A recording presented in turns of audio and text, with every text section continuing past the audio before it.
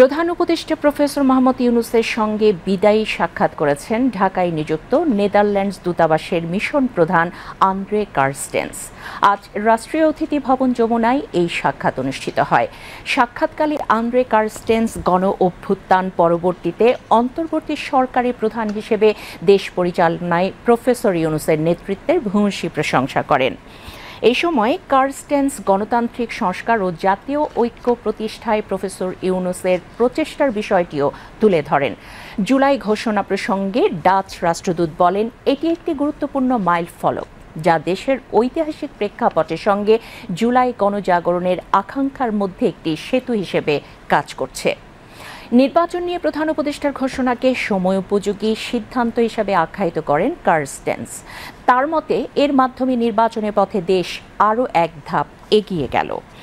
আগামী সেপ্টেম্বরে রোহিঙ্গা বিষয়ে আন্তর্জাতিক সম্মেলনের যে পরিকল্পনা রয়েছে তা নিয়েও আলোচনা করেন তারা।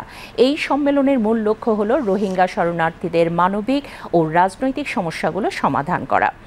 আন্দ্রে কার্স্টেন্স প্রধান উপদেষ্টাকে নিজের লেখা ও গাওয়া একটি গান উপহার দেন। গানটি বাংলাদেশের জেনারেশন জেড এর নেতৃত্বে ঘটে যাওয়া জুলাই গণ অভ্যুত্থানের প্রশংসায় লেখা হয়েছে। এটির সুর নেওয়া হয়েছে জর্জ হ্যারিসনের বিখ্যাত বাংলাদেশ গান থেকে। এই সময় প্রধান উপদেষ্টার আন্তর্জাতিক বিষয়ক বিশেষ দূত লুৎফে সিদ্দিকী এবং এসডিজি বিষয়ক মুখ্য সমন্বয়ক লামিয়া মোর্শেদ উপস্থিত ছিলেন।